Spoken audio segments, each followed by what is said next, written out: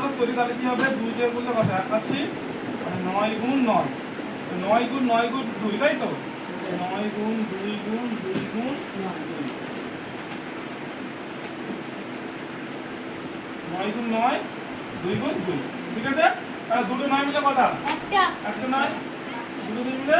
একটা তো কত হচ্ছে 18 তাহলে প্রথম সংখ্যা 18 তাহলে ভালো করে খেয়াল করে দেখ এখানে যে দুটি সংখ্যার গুণফল 162 বলেছে তো দুটি সংখ্যার মধ্যে একটি সংখ্যা বা প্রথম সংখ্যা যদি 18 পেয়ে যায় তাহলে দ্বিতীয় সংখ্যাটা কি হবে দ্বিতীয় সংখ্যা বার করার সূত্র হবে কি যে গুণফল ভাগ একটি সংখ্যা ভাগ তো গুণফল কত ছিল 162